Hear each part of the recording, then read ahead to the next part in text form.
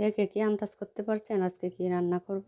এই যে দেখুন এখানে নিয়েছি কালো সরিষা আর সাদা সরিষা একসাথে, কাঁচামরিচ আর হচ্ছে কয়েকটা শুকনো মরিচ। এগুলো এখন বেটে নিব। আর আপনারা চিন্তা করতে থাকেন কি রান্না করি, পুরো ভিডিওটা দেখুন, তারপর বুঝতে পারবেন যে কি রান্নাটা করছি আজকে। আসসালামু আলাইকুম। আজকে করব ঝটপট একটা রেসিপি।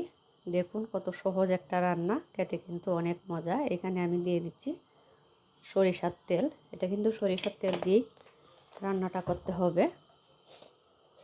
আর দিব কয়েকটা কালো জিরা পুরনি। একদম সহজ একটা রান্না, বাঙালিদের প্রিয় একটা খাবার। কালো জিরাটা একটু ভেজে নিয়েছি। এখন দিয়ে দিব বেটে রাখা সরিষা। এটার মধ্যেই কিন্তু আমি লবণ আর হলুদ দিয়েছি। আর বাটার সময় তো 2-3টা শুকনো মরিচ আর কাঁচামরিচ দিয়েছিলাম। এই সরিষা ইলিশটা হচ্ছে একদম সহজ। আমি যেভাবে আজকে রান্নাটা করছি, অনেকেই অনেকভাবে করে, তবে আমার কাছে এটাই বেশি ভালো লাগে রান্না করলে। এখন আমি মাছগুলো দিয়ে দিব।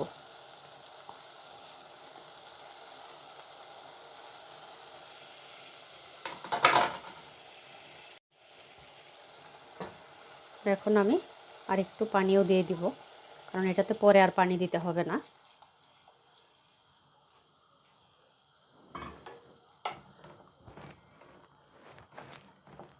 বললাম না যে একদম সহজ, তবে এভাবে রান্নাটা করলে আপনার তিতাও লাগবে না। আর ইলিশ মাছ তো যত হালকা পাতলা করে রান্না করবেন ততই খেতে মজা। আমি কিন্তু এটাতে পেঁয়াজও দেই নাই।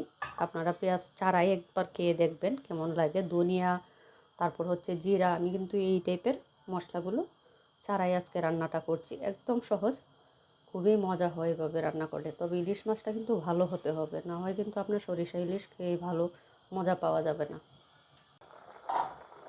দেখুন ঝোলটা কিন্তু অনেকটাই কমে গিয়েছে। আর 4-5 মিনিটের মতো জাল দিব। এখন দিয়ে দিব কয়েকটা কাঁচামরিচ দিয়ে, আর অল্প একটু জাল দিয়ে তারপর চুলা অফ করে দেব। চুলা অফ করে দিব। এখন দিয়ে দিব অল্প করে আর একটু কাঁচা সরিষার তেল, তাহলে ঘ্রাণটা সুন্দর হবে। একটু নেড়ে দিই। খুবই সুন্দর কিন্তু ঘ্রাণ বের হয়েছে। এটা মাখা মাখা টাইপেরই হবে। একদম সহজ মজার একটা সরিষা ইলিশ।